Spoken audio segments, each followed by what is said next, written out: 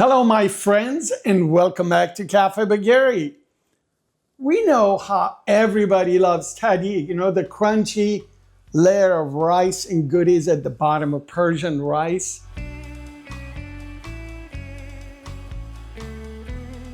Don't we all want to have it every day? Well, guess what? With the holiday and party season around the corner, I'm going to show you a way to use tahdeeg as the foundation for 1,000 different little canapes, appetizers for your parties.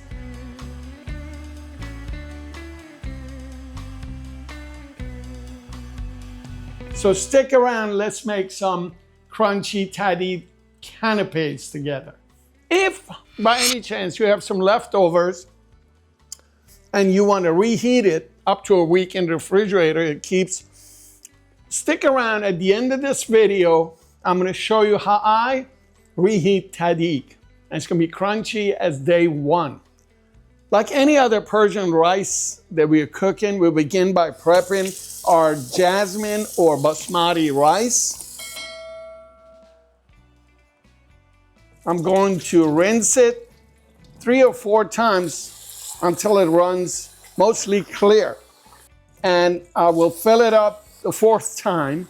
4 tablespoons of table salt, brine for at least an hour. It can go for up to 4 to 5 hours.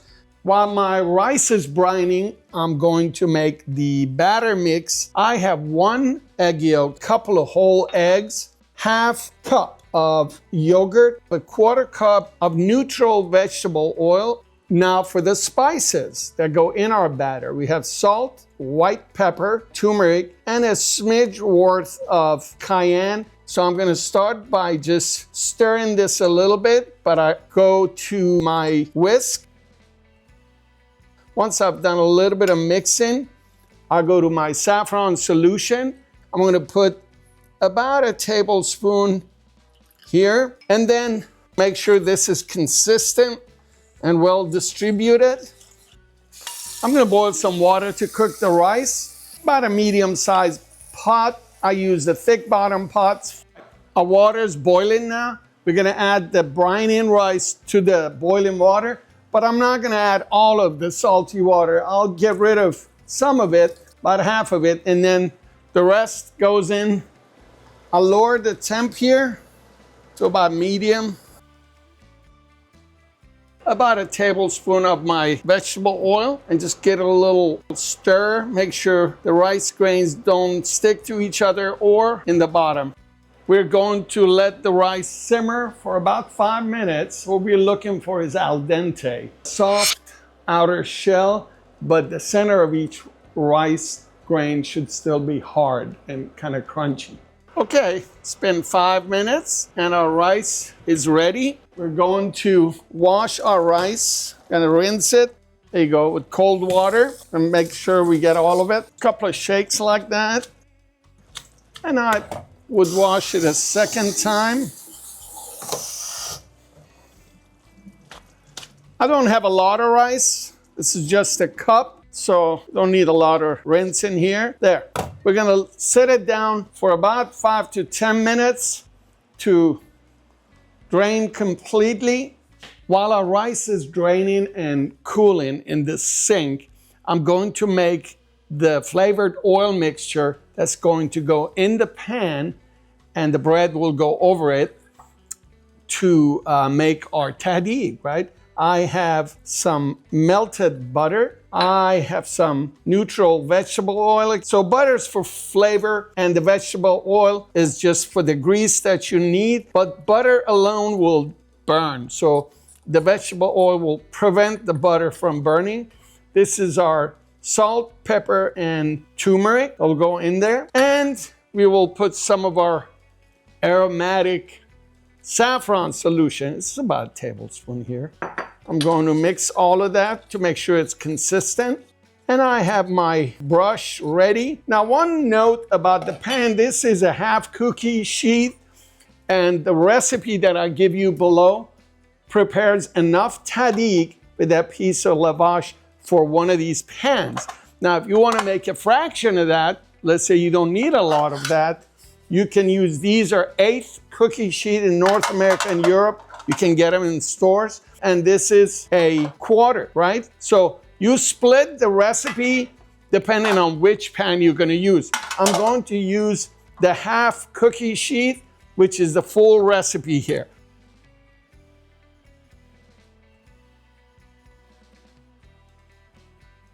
Now there is something going on next step that you may or may not need. My pan, because I've used it for years, it's got some bumps in it and the oil will puddle. Some parts have more oil than the other. Here's a little pro tip, trick if you will. At this point, I will put this in the fridge for about 5 minutes for the oil mixture to congeal and harden. Then I'll bring it back up and brush it again to make sure the coverage is consistent. All right, our rice has drained and thoroughly cooled. I'm gonna bring it here and just push it into the saffron yogurt batter that we made earlier in this bowl. There you go. Could have a little bit of moisture and water, but that's okay. That's all gonna evaporate in your oven. So you're gonna basically fold this as if you're making a cookie batter. Make sure that every grain of rice is going to be coated with that yellow goodness. Looks like everything is covered with your batter. At this point, our butter mixture that was in the fridge should be set enough that we can brush it. There, see? Doesn't even run. I mean, it's hardened and congealed. Look at that. So we go over it with the brush, paint it again to make sure it's consistently covering our pan. There, okay? Now there are 2 layers that are gonna go on the top of this flavorful oil. The first one is gonna be our lavash bread.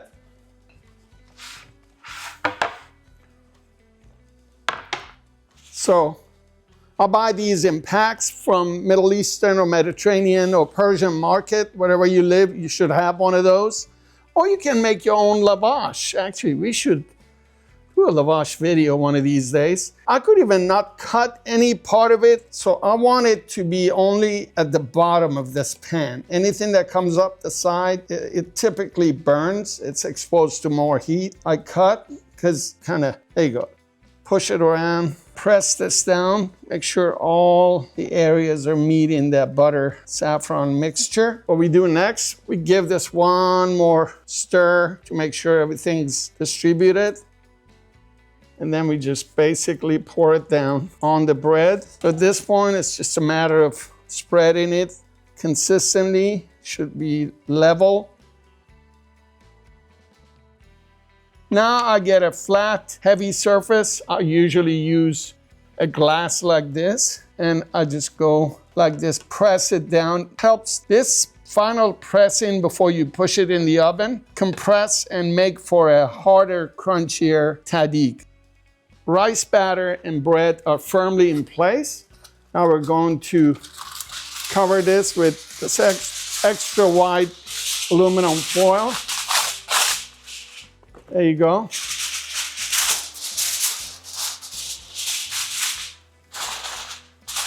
Make sure it's centered.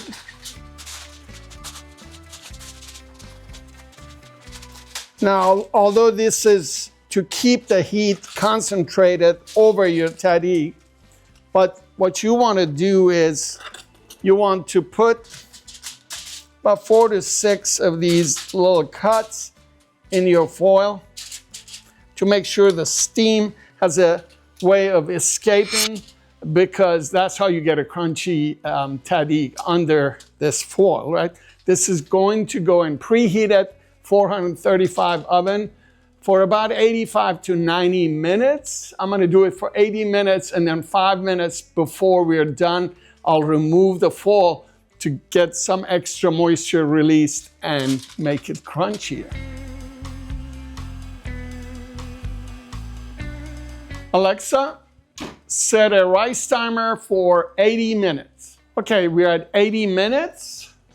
So we're going to uncover the Beautiful tahdeeg. Oh, look at this. Smells wonderful. So we're going to remove the top and allow this to cook 5 minutes uncovered. Look at the edges here. It's already crunchy. But we're going to give it 5 minutes to lose some moisture. We'll be back. All right, we're at 85 minutes. Our tahdeeg is ready. I'm going to use this spatula to kind of release this from the pan. Some parts of it are sticking. It is quite crunchy though. Here, turn it so you can reach the other side. Now we're going to use a second pan of similar size, like so. And then remove the original. There you go. Check this out. This is completely crunchy. So this is the slab of tahdeeg, crunchy tahdeeg, that we're gonna work with. The next step is to cut it to our desired sizes. In this case, for canapes, I'm gonna let it rest another 5 minutes or so. It keeps hardening while it's here sitting, losing moisture. And then we're gonna put it on the board and cut it. All right, it's been 6-7 minutes. This thing is cooled down somewhat. So I have a little ruler, or however you wanna measure. The edges, as you can see, are pretty crunchy and not very straight. So I'm gonna separate the edges. I'm gonna put them aside, out of the way, like so. By the way, check this out. Awesome. You want some? All right.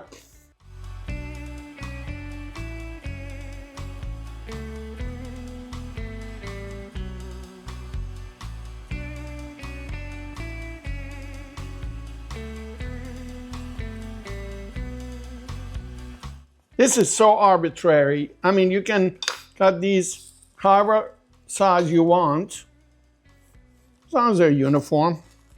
All right, here they are, our crunchy tahdeeg canapes.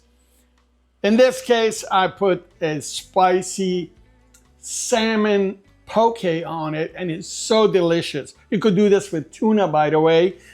Here's the fun part about these. Sky's the limit. I want you to try this at home and send me pictures. Tag me on Instagram at Cafe Bagheri, or direct message me the pictures, and I will share it with our audience.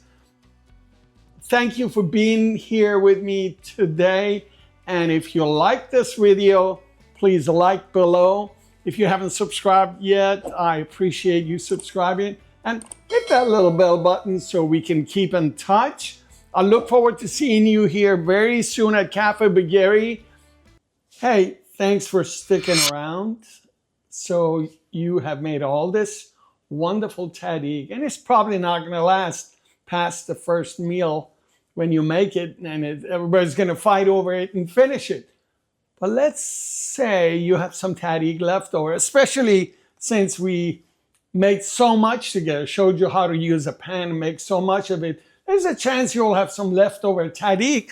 The problem is, after that first day, it becomes soft like this, and it doesn't have the crunch. How do you reheat your tahdeeg 3 days, 4 days later? By the way, this tahdeeg keeps about a week in the refrigerator, and it's good to reheat and eat. So how do you crunch this up again? Get a thick bottom skillet or pan like this, put it on medium heat, and I have sprayed some spray oil, olive oil. You can just wipe some vegetable oil with the paper towel in there. And after about a minute on medium heat, you throw your piece of tahdeeg there. I'm using one of these presses they use for smashing burgers or holding steaks down on the griddle. I'm using that and just put it on there. This just makes sure that the tahdeeg, all of it, makes contact with your hot skillet, and just keep it there for about 30 seconds to a minute. There it is. I think it's done now. Don't burn yourself. Oh, look at this. Yep, it's crunchy and ready to be enjoyed like you just made it.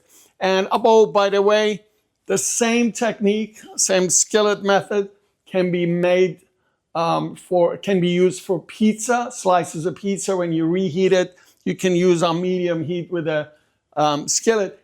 I have never used an air fryer to crisp up and reheat tahdeeg. Those of you out there that have an air fryer, please use your air fryer to reheat and crisp up pieces of tahdeeg, and let us know how it works. Comment below. Thanks for watching.